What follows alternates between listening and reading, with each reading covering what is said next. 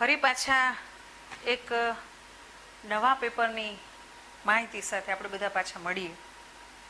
Paper number 11, 12 ને 14 મેં કીધું મારે લેવાના છે, અને 13, 15 અને 16 અમિત સર લેશે. એમાં પેપર નંબર 12માં ગુજરાતી ભાષાનો ઇતિહાસ અને એનું સ્વરૂપ, એટલે કે ભાષા વિજ્ઞાન 1નું આ પેપર મારે લેવાનું છે.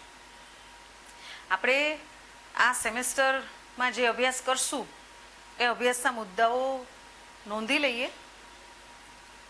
સૌથી પહેલો મુદ્દો છે કે માનવ જીવનની અંદર, માનવ સમાજમાં ભાષાનું સ્થાન, ભાષાના વિવિધ ઉપયોગો, શું કામ, ભાષાની વ્યાખ્યા કેટલાક એવા ભાષા વૈજ્ઞાનિકો દ્વારા, એનું ધ્વનિતંત્ર, રૂપતંત્ર અને વાક્યતંત્ર અને શબ્દ ભંડોળનો એક સામાન્ય પરિચય આપણે પહેલા મુદ્દામાં લેશું. બીજો મુદ્દો બને છે ભાષા અને બોલી વચ્ચેનો તફાવત. ગુજરાતી બોલીઓ, હવે આપણે ગુજરાતી બોલીઓ એટલે તમે એમ કહો મેડમ આપણે ગુજરાતી બોલીએ, ગુજરાતી એટલે ગુજરાતી ના, ગુજરાતના પણ 4 ભાગ પડ્યા છે. સુરતની બોલી, ચરોતરની, પટ્ટણી બોલી અને સૌરાષ્ટ્ર કાઠિયાવાડની બોલી. તો ભાષા અને બોલી વચ્ચેનો તફાવત સ્પષ્ટ કરી અને આપણે 4 પ્રદેશ, આપણે ગુજરાતના જે 4 ભાગ પડ્યા છે એ પ્રદેશગત બોલીની વિશેષતાઓ અને એની લાક્ષણિકતાઓ પર આપણે વાત કરીશું. ત્રીજો મુદ્દો બને છે કે માન્ય ગુજરાતી ભાષામાં એના ધ્વનિ ઘંટકો, સ્વરો, સ્પર્શી વ્યંજનો, સંઘર્ષી વ્યંજનો, પાશ્વિક વ્યંજનો, પ્રકંપી વ્યંજનો, અનુનાસિકો, અર્ધસ્વરો. તો કહેવાનો મતલબ એ છે કે ત્રીજા મુદ્દામાં આપણે આ ચર્ચા કરીશું. પછી બને છે ચોથો મુદ્દો, એ દ્વિરુક્ત શબ્દો અથવા રવાનુકારી શબ્દો. અંગસાધિક પ્રત્યયો, એમાં પૂર્વ પ્રત્યય, પર પ્રત્યય વિશે આપણે વાત કરીશું. અને છેલ્લે બને છે સમાસ રચના. એમાં દ્વંદ્વ સમાસ, કર્મધારય, ઉપપદ, બહુવ્રીહી જેવા સમાસો ઉપર આપણે વિશેષ વાત કરીશું. પણ સૌથી પહેલાં આપણે આજે પહેલો મુદ્દો લેશું, માનવ સમાજમાં ભાષાનું સ્થાન અને ભાષાના વિવિધ ઉપયોગો. પણ આ ભાષાની વાત કરતાં પહેલાં મારે તમને વાત કરવી છે કે આ ભાષા શું કામ, બરોબર? અને ભાષા ન હોત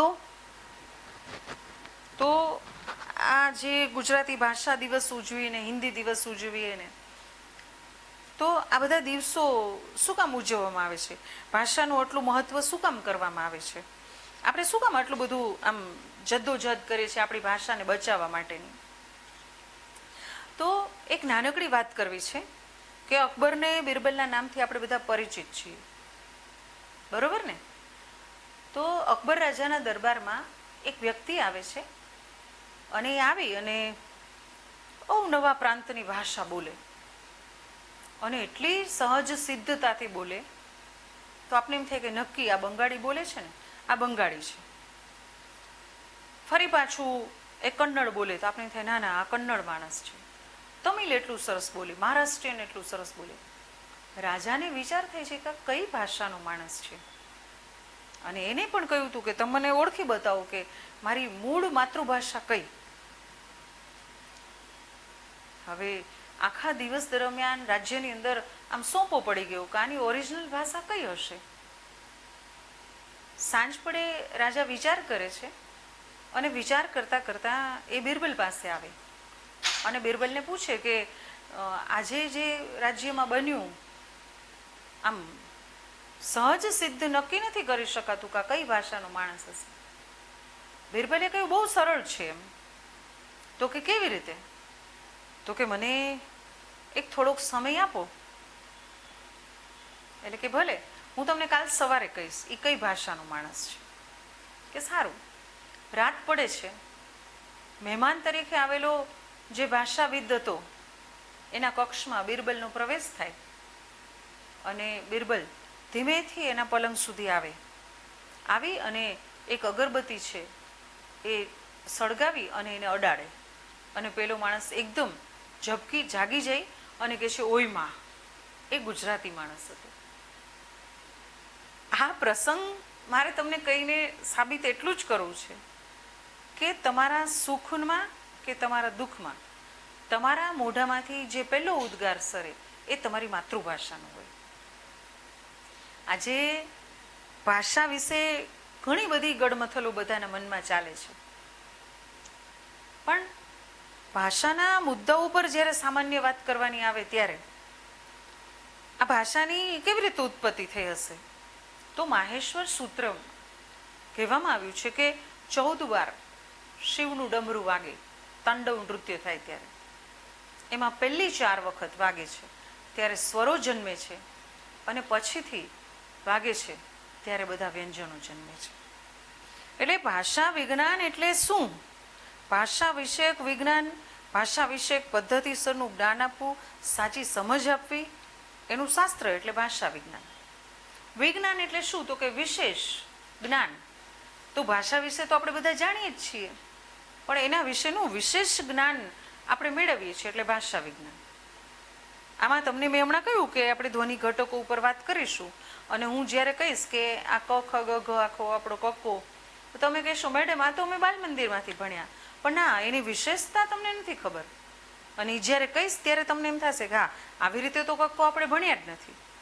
તો ભાષા વિશેનું આખું સ્વરૂપ શાસ્ત્રીય દ્રષ્ટિકોણથી અભ્યાસ કરી ભાષાના સ્વરૂપ વિશે વ્યવસ્થિત, તર્કબદ્ધ અને ખાસ કરીને વિચારણાનું ક્ષેત્ર આપણી સામે ખુલી આવે, ભાષાના એકંદરે જે નૂતન શાખાઓ છે એ આપણી સામે આવે, ત્યારે એ ભાષાવિદોએ એના ઉપર ખૂબ કામ કરેલું હોય છે.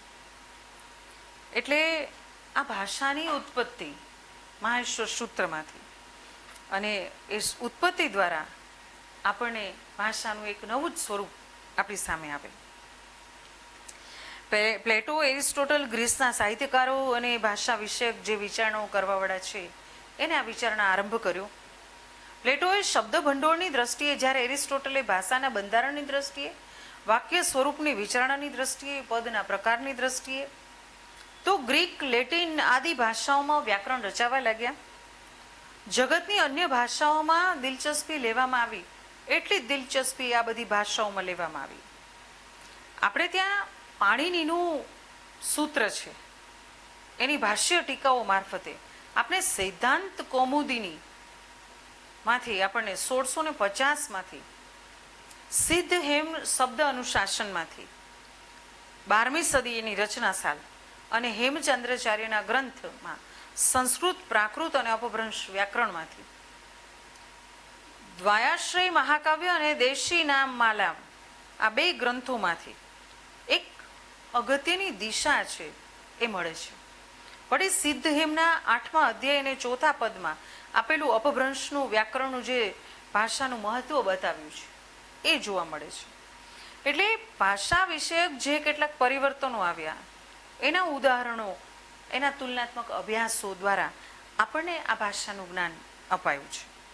18મી સદી સુધી પરંપરાગત રીતે ભાષા વિજ્ઞાન ક્ષેત્રેમાં જે કાર્ય થયું એ 19મી સદીમાં ઝડપથી થવા લાગ્યું અને એક પરિવર્તન અનુભવવા લાગ્યું. આ બધા જ કાર્યમાં મૂળ પાણિનીનું વ્યાકરણ અષ્ટાધ્યાયી તો હતું જ મુખ્ય, પણ સર વિલિયમ્સ જોન્સ, સંસ્કૃતનો ઊંડો અભ્યાસી, એને જાહેર કર્યું કે ગ્રીક અને લેટિન ભાષામાં કરતાં પણ સંસ્કૃત છે ને આ 2ના દરજ્જે પરિપૂર્ણ સ્વરૂપની ભાષા છે, અને વ્યાકરણ રૂપની આ સંસ્કૃત ભાષા છે. સુસંસ્કૃત એટલે કે જંગલી નહીં એવી ભાષા. ગોથિક, કેલ્ટિક અને ઈરાનિયન ભાષા પણ સંસ્કૃત ભાષામાંથી ઉદ્ભવી છે એવો મત એને પ્રતિપાદિત કર્યો. એટલે આમ તુલનાત્મક ભાષા વિજ્ઞાનનો આરંભ થયો. ગ્રીકની અંદર ગ્રીમ, વેર્ન, પાઉલ, જેમ્સ અને મરે જેવા વિદ્વાનોએ વિવિધ ભાષાના વિશ્લેષણો આપ્યા, અને પદ્ધતિસરનો અભ્યાસ કેટલાક અભ્યાસના સિદ્ધાંતો દ્વારા આપણી સામે મૂકવામાં આવ્યો. 1861માં મેક્સ મુલરે અને 1867થી 75માં જે અભ્યાસ ગ્રંથ આપ્યા એની નોંધ લેવાઈ. 20મી સદીમાં તુલનાત્મક ભાષા વિજ્ઞાનના ક્ષેત્રે એડવર્ડ સપીર, બ્લૂમફિલ્ડ જેવા પશ્ચિમી સર્જકો પાસેથી આપણને સરસ કામ મળ્યું ભાષા વિજ્ઞાન ક્ષેત્રે. ત્યાર પછી વર્ણનાત્મક ભાષા વિજ્ઞાનનું ક્ષેત્ર ખેડાયું અને એફડી સોસ્ચ્યુર, હિલ, હોકેટ અને પર્સન જેવા કેટલાક ઉત્તમ ભાષા વૈજ્ઞાનિકો દ્વારા ભાષા વિજ્ઞાનની શાખા ઉપશાખાનો એક ઉપક્રમ રચાયો. ગુજરાતી ભાષામાં વ્રજરાજ શાસ્ત્રી ઉત્સર્ગમાલા, ધાતુ સંગ્રહ વ્યાકરણ ગ્રંથ, વ્યુત્પત્તિઓના નિયમો સાથે આપને આપે અને 1970માં આ ગ્રંથનું પ્રકાશન થાય. મહિપતરામ નીલકંઠ આવે ને વ્યુત્પત્તિ પ્રકાશ આપે. એ અરસામાં બ્રિટિશ વિદ્વાન ગ્રીયર્સન આવે અને રેવન્ડ ટેલરે અનુક્રમે ભાષા ઉપર ખૂબ સરસ કામ કર્યું. તેરેસ તોરીએ ઇટાલિયન વિદ્વાન, એમણે પણ ભાષા ઉપર ગ્રંથ આપ્યો. Narsinhrao Divetia, doctor R.L. Turner જેવા લોકોએ ગુજરાતી સ્વર વ્યંજનાની પ્રક્રિયા ઉપર મનોમુકુર ભાગ 1માં ખૂબ જ સુંદર વિવરણ કરીને કામ કર્યું છે. ડૉક્ટર પ્રબોધ પંડિતે પણ ભાષા વિજ્ઞાનના અર્વાચીન અભિગમો ઉપર પણ એટલું જ, અને હરિવલ્લભ ભાયણીએ વ્યુત્પત્તિ વિચાર, અનુશીલન, ડૉક્ટર ઉર્મી દેસાઈએ, આ બધા જ સર્જકોએ ભાષાનું ઉપર ખૂબ એવું કામ કર્યું. યોગેન્દ્ર વ્યાસે તો ગુજરાતી ભાષાનું આખું વ્યાકરણ આપ્યું ને પ્રભાશંકર તેરાએ તો વિરક્ત ભાષાના પ્રયોગો આપ્યા. કેકા શાસ્ત્રીએ ગુજરાતી રૂપરચના, ભોગીલાલ સાંડેસરાએ શબ્દ અર્થરચના અને T.N. દવેનું ઇન્ડો યુરોપિયન ભાષા પરત્વેનું તુલનાત્મક એક સ્વરૂપ ભાષાનું, આ બધા જ વિદ્વાનો દ્વારા ભાષાનું ખેડાણ ખૂબ થયું. હવે આપને વિચાર આવે કે માનવ જીવન ભાષામાં અને માનવ જીવનમાં આ ભાષાનો ઉપયોગ શું કામ આ ભાષાની આટલી બધી મહત્તા હશે? તો કવિ દંડી સંસ્કૃતના મને યાદ આવે. એને એક વાક્ય કીધું છે કે જો ભાષા ન હોત તો આપણે અંધકારમય જગતમાં એવા જંગલમાં ભૂલા પડ્યા હોત એવું લાગત. અને બહુ સાચી વાત છે. માનવ જીવનની અંદર ભાષાની કામગીરી અત્યંત મહત્વની છે. માનવ જાતિ ભિન્ન ભિન્ન સમાજોમાં વહેંચાયેલી છે. એમની વચ્ચે રોજિંદા વ્યવહારોમાં આ સહકારનું કામ સાધવાનું કરે છે ભાષા. મનુષ્યના વિકાસ સાથે ભાષાની અગત્યતા વધતી જાય છે. માનવ સંસ્કૃતિનો આધાર જ ભાષા ઉપર રહેલો છે. મનુષ્યએ પ્રાપ્ત કરેલી અનેક સિદ્ધિઓ છે એ ભાષા ઉપર જ એ અવલંબિત છે. એવું ઉપકરણ છે ભાષા કે એના વગર માનવ જીવન અધૂરું છે.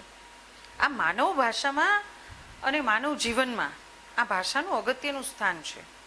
માનવ અને પશુ પંખી વચ્ચે દેખી જો કોઈ તફાવત હોય ને તો એ ભાષાનો છે, સંસ્કૃતિનો અને ખાસ કરીને સમાજ વ્યવસ્થાનો. અન્ય સજીવ સૃષ્ટિમાં માનવીનું મહત્વનું ભાષાને કારણે જ એનું મહત્વ રહેલું છે. આજે જગતમાં સહેજ તમે વિચારો કે 3000 ભાષાઓ આપણે બોલીએ છીએ. આદિવાસી કે ગુફાવાસી માનવથી લઈને મહાનગરો સુધી પથરાયેલો એક આખો માનવ સમાજ છે.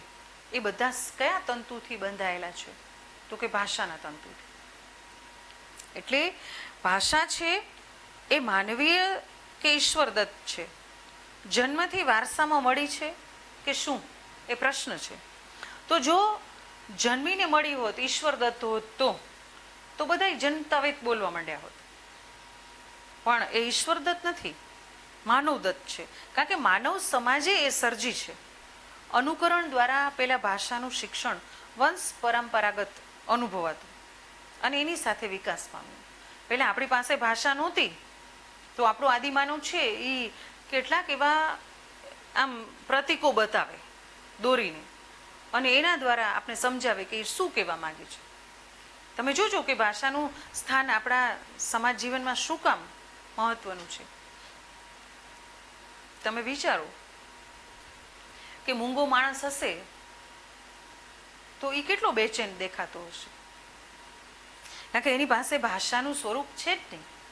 એ પોતાની વ્યથા, પોતાની વેદના, પીડા, પોતાનો હરખ પ્રગટ કરવો છે તો ક્યાંથી કરશે? એની પાસે તો ભાષાનું માધ્યમ છે નહીં. તો એ કેવી રીતે?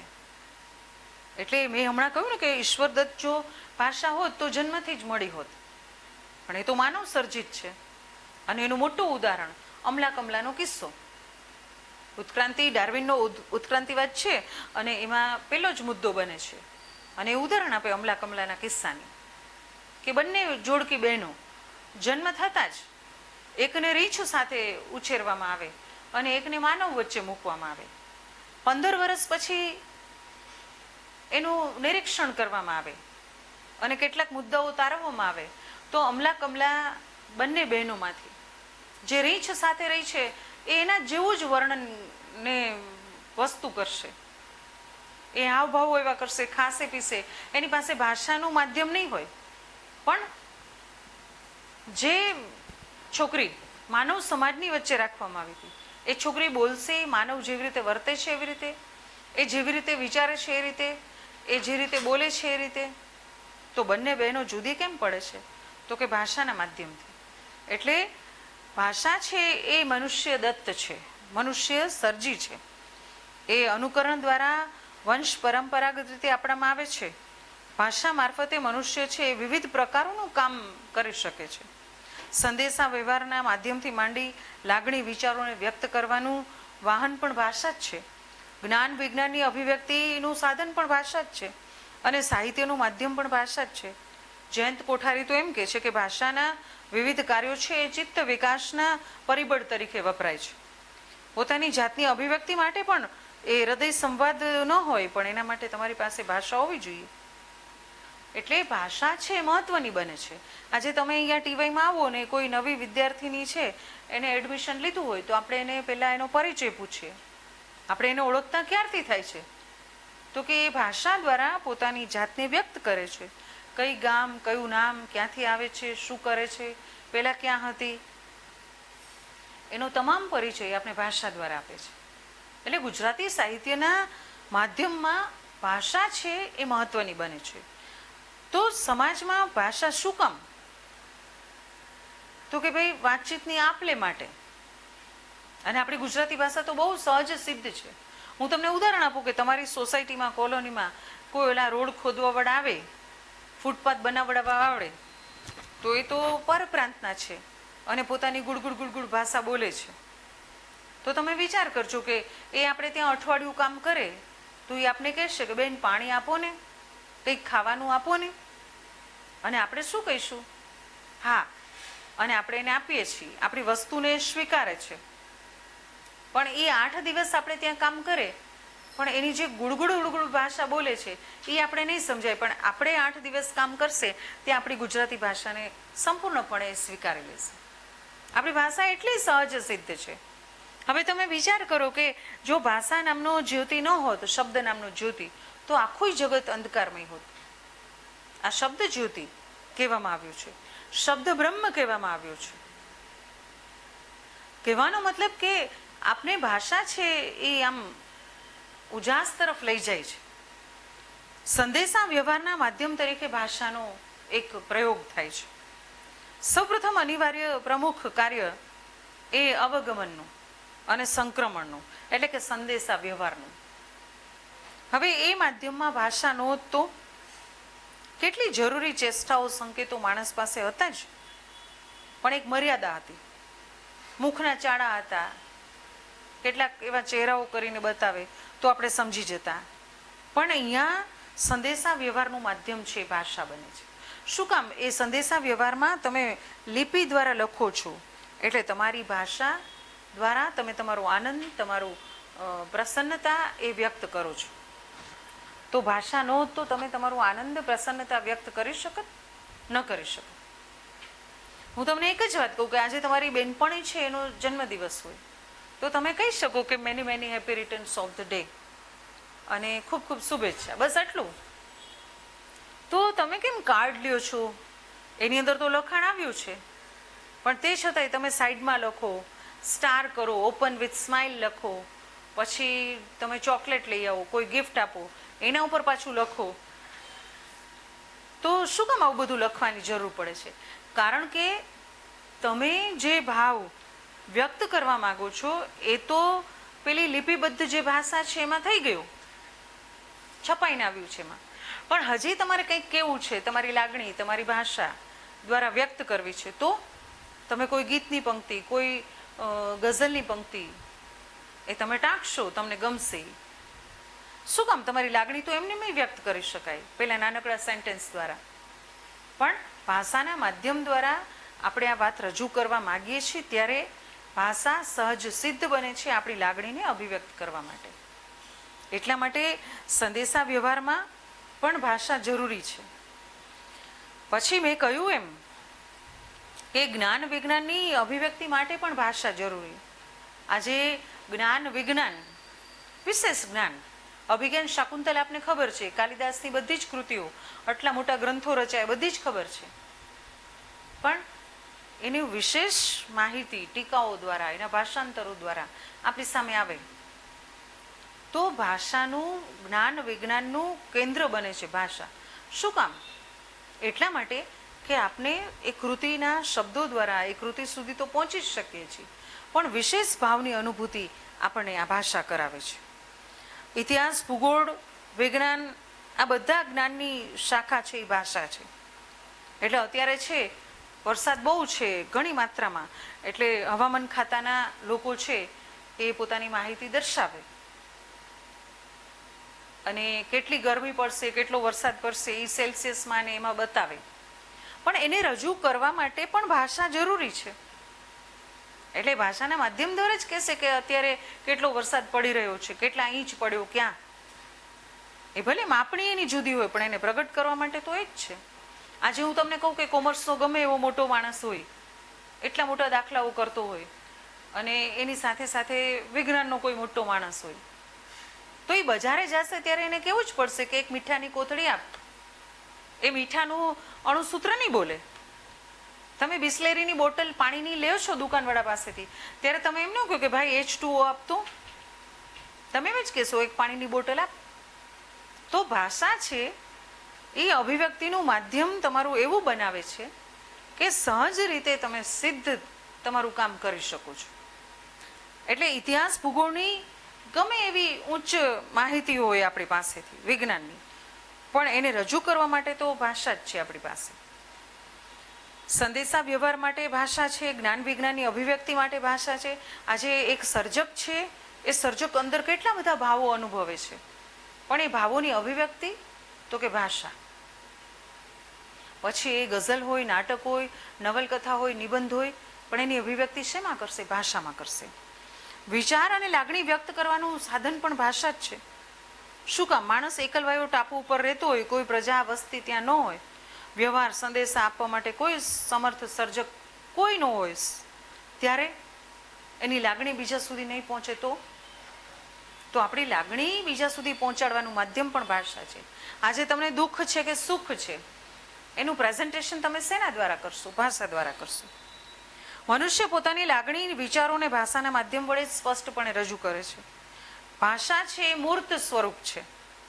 એ મૂર્તને, અમૂર્તને, વિચારોને, લાગણીઓને વ્યક્ત કરવા સહાયરૂપ બને છે. આપણી મનની અંદર અમૂર્ત એવા ભાવો જાગે છે, એને મૂર્તિમંત કરી આપે છે. તમે આમ સૂક્ષ્મ ભાવ અનુભવતા હોય અને મનની સંકુલતા હોય તો આબાદ રીતે તમે એ ભાવને પ્રગટ કરી શકો છો. એ અર્થમાં પણ ભાષા છે એ મનુષ્યના ચિત્ત વિકાસનું મહત્વનું પરિબળ બને છે. એડવર્ડ સેપિરે, ભાષાશાસ્ત્રીએ, પોતાની વાતમાં રજૂ કરતા કહ્યું છે કે ભાષાને અભિવ્યક્તિ તેમજ સંક્રમણના આવશ્યક પર્યાપ્ત સાધન તરીકે ઓળખાવી શકાય.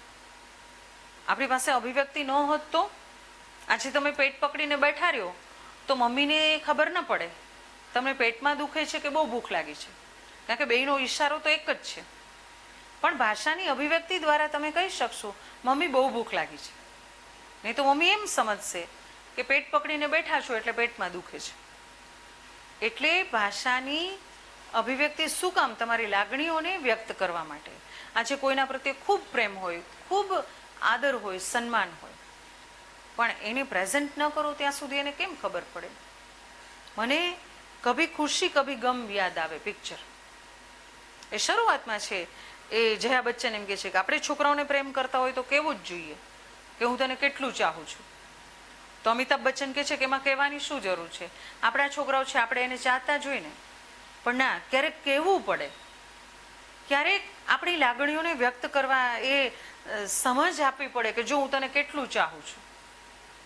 એટલે ડૉક્ટર ઓલું 3 ટાઈમ લખી આપે ને, સવાર બપોર સાંજ માટેની દવા, તો મને વિચાર આવે કે એમ 3 ટાઈમ આપણે કોઈને એમ કહેતા હોય કે ભાઈ હું તને બહુ ચાહું છું, તો એને ખબર પડે કે એના જીવનમાં આપણે કેટલા બધા એની મહત્વનું સ્થાન ધરાવીએ છીએ, અથવા એ આપણા માટે કેટલું બધું મહત્વ ધરાવે છે.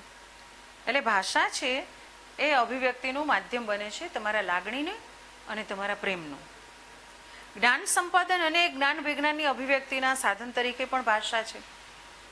મનુષ્ય વિચારશીલ પ્રાણી છે, એટલે પોતાની બૌદ્ધિક વિકાસના જ્ઞાન સંપાદન કરવા માટે પણ ભાષાની અભિવ્યક્તિ જરૂરી છે. જગત વિશેના આપણા અવલોકનો છે, અનુભવો છે, વિચારો છે, એ ભાષા દ્વારા જ આપણે વ્યક્ત કરી શકીએ છીએ. લિપિ દ્વારા જ આપણે જ્ઞાનને ગ્રંથસ્થ કરી શકીએ છીએ. બીજા શબ્દોમાં કહીએ તો ભાષા છે ને એ લિખિત સ્વરૂપ વડે માનવ છે એ આવનાર પેઢીને જ્ઞાનનો વારસો આપી જાય છે. એનાથી તત્વ વિચાર અને વિજ્ઞાન વિકાસની પરંપરા આખી ઊભી થાય છે, અને એમાં ભાષાનો ખૂબ મોટો ફાળો છે. ભાષા ન હોત તો જ્ઞાનની વિજ્ઞાનની વિકાસની શક્યતાઓ જ ન રહેત, અને ભૂતકાળનો અમૂલ્ય આપણો જ્ઞાનનો વારસો છે એ એમને પડ્યો રહેત. રામાયણ અને મહાભારતથી લઈને વૈજ્ઞાનિક સિદ્ધાંતો સુધીની કેટલીક મહામૂલી કૃતિઓ આપણે મળી છે આ વર્તમાન પેઢીને. એની ઉપલબ્ધિ છે એ લિપિબદ્ધ છે, અને એમાં પણ ભાષાનો ફાળો છે. સાહિત્યના માધ્યમ તરીકે પણ ભાષાનો ઉપયોગ છે. સાહિત્યનું સર્જકના માધ્યમ શું બને છે? ભાષા. ભાષા વડે અભિવ્યક્તિ પામી શકાય, સંક્રમણ સાધી શકાય. સાહિત્યના રસાસ્વાદનું મૂલ્યવાન પ્રદાન શેના દ્વારા થાય છે? ભાષા દ્વારા જ થાય છે. સર્જક પોતાના અનુભવો દુનિયાની વચ્ચે મૂકવા માગે છે સાહિત્યના માધ્યમ દ્વારા, ત્યારે સર્જક પાસે મહત્વનો તત્વસાદ અને નાદ અને લય હોય છે. એ શું હોય છે? તો કે ભાષા. સર્જક, ભાષા, ભાવક, આ ત્રણેયનું સાયુજ્ય છે, તો જ આખી સાહિત્ય કૃતિ રચાય છે. સર્જક પોતાની અનુભૂતિ છે એ ભાવક સુધી પહોંચાડવા, એનું અવગમન કરવા અને સંક્રમણ કરવા એ ભાષાનો ઉપયોગ કરે છે. એટલે ભાષા અભિવ્યક્તિનું માધ્યમ બને છે. એ સાહિત્યનું ઉચ્ચ શિખરે એ કૃતિને પહોંચાડવા ભાષાની કામગીરી છે એમાં રહેલી છે. વ્યક્તિ પોતાની જાતની સાથે અભિવ્યક્તિ કરવા માટે પણ ભાષાનો જ ઉપયોગ કરે છે, અને એનું જ ધ્યાન રાખે છે. બાળકો છે, પાગલ છે, ભાવાવેશમાં આવીને નાની નાની ઉક્તિઓ કરે છે. વળી માણસની વિચાર પ્રક્રિયાઓ પણ કેવી છે? ભાષા દ્વારા જ વ્યક્ત થાય છે. ચિત્તમાં થાય છે, ચિત્ત વિકાસમાં થાય છે એનું ઉદ્ભવ સ્થાન, અને પછી મધુર વચનો દ્વારા આપણે એને અભિવ્યક્ત કરીએ છીએ. કેમ છો? મજામાં? જય સ્વામિનારાયણ, જય ભગવાન, ઓમ શાંતિ જેવા શબ્દ પ્રયોગો કરી અને આપણે એવા ઉદ્ગારો વ્યક્ત કરીએ છીએ. એ પાછળનો આપણો હેતુ શું છે? હૃદય સંવાદ સાધવાનો જ છે. આજના વ્યસ્ત જીવનમાં વિજ્ઞાનનો, આમંત્રણનો, પત્રિકાનો, વારસાઈનું લખાણ, તલાકનું લખાણ, આ બધા જ કઈ ઉપચારો છે. એ બધા જ ઉચ્ચારો ભાષા એમાં મહત્વનો ભાગ ભજવે છે.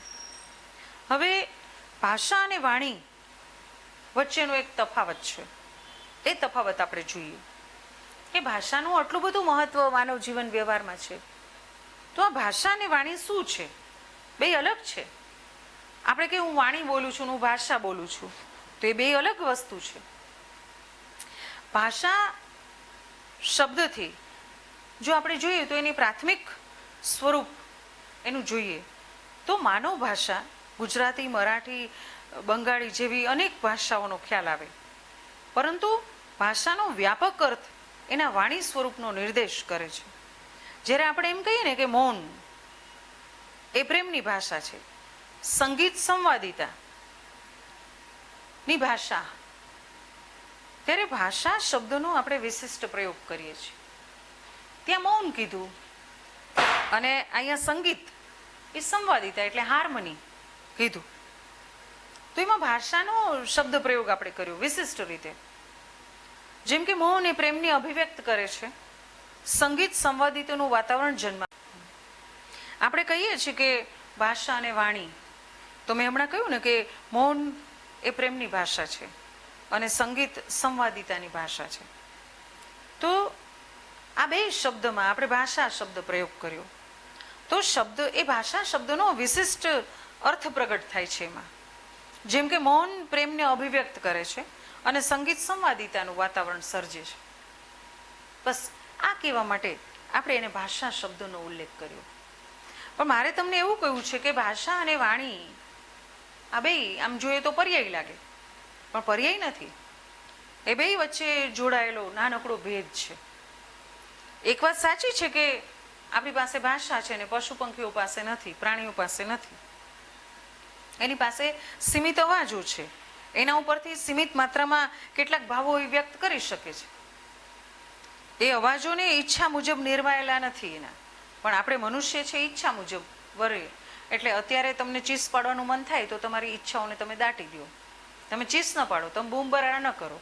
પણ હમણાં કે નીચે હોલમાં જઈને આપણે એક સરસ મજાનો કાર્યક્રમ, એમાં કોઈ છોકરી સરસ ડાન્સ લઈને આવે કે કોઈ છોકરો સરસ ડાન્સ, એટલે આપણે તરત ચીચિયારીઓ પાડે. તો અહીંયા તમે માનવ પ્રાણી તરીકે બેઠા છો એટલે ઈચ્છિત રીતે તમે વર્તી શકો છો. પણ કૂતરાને કે બિલાડાને લઈ આવીને આપણે એને આપણી ઈચ્છા પ્રમાણે ને એને મોટું બગાસું ખાવું હોય તો ખાઈને એને ભસવું હોય તો ભસે, એને આપણે કંટ્રોલમાં ન રાખી શકીએ. એટલે એ અવાજો આપણે કાઢીએ છીએ ઈચ્છા મુજબના છે. પ્રાણીઓ પાસે ઈચ્છા મુજબના અવાજો નથી. સાહજિક રીતે એટલે કે યાદૃચ્છિક રીતે એ અવાજો એની પાછળ અર્થો વળગેલા છે, જ્યારે પ્રાણીઓ પાસે અર્થો નથી. તો એ અંશે અવાજનો જે ઉપયોગ થાય છે એને ભાષા કહી શકાય નહીં, એને માત્ર અવાજ કહી શકાય. પણ આપણે બોલીએ છીએ એની પાછળ અર્થ સરે છે, માટે એ ભાષા છે. એટલે જો કૂતરો બોલ્યો એમ નથી કહેતા, ભૈંસો એમ કહીએ છીએ. એટલે માનવ ભાષામાં પણ બધા ધ્વનિઓનું સ્થાન છે. અમુક ઉચ્ચારણો, અવયવો, ઉચ્ચારેલા ચોક્કસ ધ્વનિઓ જુદી જુદી રીતે આપણે સાંકળીએલી છે. જુદા જુદા અર્થમાં એના સંકેતો આપીએ છીએ. એ સંકેતોના પણ ધ્વનિઓ હોય છે, એને યાદૃચ્છિક કહેવામાં આવે છે. હવે ભાષા સમાજમાં આ ધ્વનિ સંકેતોનો પોતાનો ચોક્કસ એક નિશ્ચિત કહી શકાય એવી વ્યવસ્થા છે. એટલે વાણી છે એ સમગ્ર વાહક વ્યવહાર એક જીવંત સ્વરૂપ છે આપણી પાસે, અને એમાંથી ભાષાનું ઘણું વિશેષ કહી શકાય એવું સ્વરૂપ જોવા મળે છે. એટલે વાણી છે ને એ વાણીને આ બોલતા સ્વરૂપની ભાષાનું એક લિખિત સ્વરૂપ કહી શકાય છે. એટલે નોંધપાત્ર રીતે આપણે જ્યારે બોલતા હોય ને, એટલે હું તમને શિષ્ટ ભાષા અને બોલી વચ્ચેનો તફાવત છે એ મુદ્દા ઉપર જ્યારે આપણે ચર્ચા કરીશું ત્યારે કહીશ. એટલે ભાષા છે એ સંજ્ઞાઓથી બનેલી છે. હવે હું તમને કહું કે ચિત્ર આ મૂકી એક નાનકડા છોકરાનું દફતર ભરાવીને, અને સ્પીડ બ્રેકર આવતું હોય, ત્યાં શાળા હોય તો સ્પીડ બ્રેકર હોય ને ત્યાં એક ચિત્ર દોરેલું હોય કે અહીંયા ધીમે શાળા છે, તો એ સાંકેતિક ભાષા છે. એમ આપણા કેટલાક ધ્વનિ સંકેતો છે, સંજ્ઞાઓ છે. હવે તમને જમવાનું કહીએ, ડચકારો, ખોખારો, સિસકારો, બગાસું, છીક, આ બધા ધ્વનિઓ એમાંથી નીકળે છે. એક સંકેત છે, ભાષા ન કહી શકાય એને વાણીનું સ્વરૂપ પણ ન કહી શકાય. એટલે આવા ધ્વનિ સંકેતો તમને કહીએ તો તમે હુંકારો કરો, કંઈક જોઈએ છે તો કે એમ કરીને આપણે રોકાય છે. પછી ડચકારો કહે એમ કરીને, પછી સિસકારો, એકદમ ઓલા પાણીપુરીવાળાને કહ્યું ભાઈ તીખી બનાવજો, પછી જે સિસકારા મોઢામાંથી નીકળે તો એને ભાષાનું સ્વરૂપ ન કહી શકાય. પણ કહેવાનો તાત્પર્ય અર્થ એ છે કે ભાષાની આવશ્યક ઘટના આ ધ્વનિઓમાંથી ઉત્પન્ન થાય છે. એટલે સ્વૈચ્છિક રીતે જ આપણે આ ધ્વનિઓ આપણી આમ સહજ આપણા પાસેથી નીકળી જાય છે. અત્યારે આપણે એક સરસ મહિનો સ્વીટ ડે ઉજવતા હોય અને આપણે કોઈને કહી લઈએ આ સ્વીટ લે, એટલે એ ન ખાતી મેડમ મેડમ મેડમ એમ કરીને આપણે તરત જ ઊંકારો કરી દઈએ છીએ. તો કહેવાનો તાત્પર્યથી છે કે આપણી પાસે આવા ધ્વનિ સંકેતો હતા, એને ભાષા ના કહી શકાય. તમે છીકને શબ્દસ્થ કરી શકશો? ન કરી શકાય. પણ નાટકમાં લખનાર નાટ્યકારો છે એ હા પછી ડોટ કરીને છીક એમ બતાવે કે અહીંયા છીક ખાવાની. તો તો કહેવાનો મતલબ એ છે કે આપણા કવિઓએ પણ આવા ઊંકારાની કવિતામાં લીધું છે. જીનુ મોદી મને યાદ આવે કે મેં કહ્યું રોકાઈ જા, તો એ કહે રાત છે રોકાણ કર, તો એ કહે જો આ શબ્દ છે એ ધ્વનિ સંકેત છે, શબ્દ જ નથી, પણ તે છતાંય સર્જકે લીધો. એટલે આંતરિક સંબંધોની આવી સંજ્ઞાઓ દ્વારા, આવી ધ્વનિઓ દ્વારા આપણે દર્શાવી શકીએ છીએ. એટલે ભાષા છે ધ્વનિમૂલક સંકેતોની એક વ્યવસ્થા છે. હવે ભાષાના વિવિધ સ્તરો ઉપર આપણે વાત કરવાની છે. એ વારસાગત નથી ભાષા કે આપણે વારસા મળે, એ શીખવી પડે છે. ગુજરાતી ભાષા છે એ કુટુંબમાં જન્મેલો બાળક હોય એ ફ્રેન્ચ ભાષાની વાતાવરણમાં પહેલી વખત મૂકી આવો તો એ તરત ગ્રહણ નહીં કરે ભાષાને, પણ પછી રહેવા માંડશે એટલે ગ્રહણ કરી લેશે. એટલે માણસો એકથી વધુ ભાષાઓ બોલી વાંચન લખી શકતા હોય છે ત્યારે શું છે, સમાજ આખો જીવંત બને છે અને ભાષાથી જ આખો સમાજ જીવંત રહી શકે છે. આપણે માતા પિતા ભાઈ ભાંડુ શિક્ષકો મિત્રોના વાતાવરણમાં રહે છીએ એટલે ભાષા શીખવી પડતી નથી, એ આપણે એની સાથે રહેતા રહેતા જ આવડી જાય છે. અનુકરણ દ્વારા, આદાન પ્રદાનની પ્રક્રિયાઓ દ્વારા આપણે આવી જાય છે આ ભાષા. હવે ભાષાના વ્યવસ્થાને સમજવા માટે વિવિધ સ્તરો છે એના, ધ્વનિ સ્વરૂપ, રૂપ સ્વરૂપ, વાક્ય સ્વરૂપ ને શબ્દ ભંડોળનું. તો આ ધ્વનિ સ્વરૂપ શું છે? મુખ વિવરમાંથી ભિન્ન ભિન્ન અંગોને સ્પર્શ કરી અને જે કંઈક ધ્વનિ આપણા મગજમાં ઉત્પન્ન થાય એ આપણે બહાર કાઢીએ છીએ. એ વાચિક ધ્વનિઓ હોય છે, ક્યારેક આંગિક હોય છે. એટલે હું તમને કહું કે એ ધ્વનિ ઘટકોનો ગુણધર્મ છે કે ફ ને બ ને એવી રીતે ભેદ આપણે છૂટા છૂટા શબ્દ બોલશું તો એનો કોઈ અર્થ નહીં રહે કે ક એક કોર લખીએ, એક કોર મ લખીએ ને એક કોર અળ લખીએ. પણ હું કહું કે ના કમ અળ, તો તરત તમારા મનમાં એક ધ્વનિ દ્વારા ઉત્પન્ન થશે કે કમળ એટલે આવું. પછી તરત એના ઉપર એમ કે આપણે તરત ખબર પડશે કે એક લક્ષ્મીજીને બેસાડવામાં આવ્યો, તરત આખું ચિત્ર ને છબી ઊભી થશે. તો એ ખાસિયત છે. એવી જ રીતે ભાષા પરિવર્તનશીલ છે. એટલે ભાષા સતત ને સતત પરિવર્તનશીલ રહે છે. અને મને તો યાદ આવે છે કે નદીનું પાણી એક ખોબો લઈ અને બીજો ખોબો ભરવા જાય તે પાણી બદલાઈ ગયું હોય. એમ બાર ગાવે બોલી બદલાય એવું ઉમાશંકર જોશી કહે તો એ સાચી વાત છે. ભાષા છે એ સ્થિર રહી શકતી નથી. ક્યારેક ઉચ્ચારણમાં ફેરફાર થાય છે, ધ્વનિ ઘટકોની વ્યવસ્થામાં ફેરફાર થાય છે, ક્યારેક પરિસ્થિતિ એક સરખું ધ્વનિ પરિવર્તન થતું હોય છે તો ક્યારેક એક સરખું દેખાતું પણ નથી હોતું. એના માળખાઓ ફેરફાય છે. વ્યાકરણગત કેટલાક ફેરફારો થાય છે. કાળની દ્રષ્ટિએ, વ્યવસ્થાની દ્રષ્ટિએ સંસ્કૃતમાં 3 વચનો હતા, આપણા ગુજરાતી ભાષામાં 2 વચનો છે. સહાયકારક ક્રિયાપદો હો છે અને છે તો એના વિશેષણો આપણે ત્યાં બોલાય છે, જ્યારે ઉત્તર ગુજરાતની બોલી છે એમાં નથી બોલાતા, ચરોતરની બોલીમાં નથી બોલાતા. એનું અર્થ પરિવર્તન પણ છે અને ખાસ કરીને એક શબ્દ ભંડોળ પણ છે કે સ્થળ કાળ દ્વારા શબ્દ ભંડોળ એક બહુ મોટું અસ્તિત્વમાં આવે છે આપણી સામે. તો કહેવાનો મતલબ એ છે કે આપણી પાસે ભાષાનું બહુ મોટા પ્રમાણમાં કહી શકાય એવું એક સ્વરૂપ જોવા મળે છે. કેટલાક લોકોએ ભાષાની વ્યાખ્યા આપી છે, એમાં શેપીર છે એ ભાષાની વ્યાખ્યા આપે.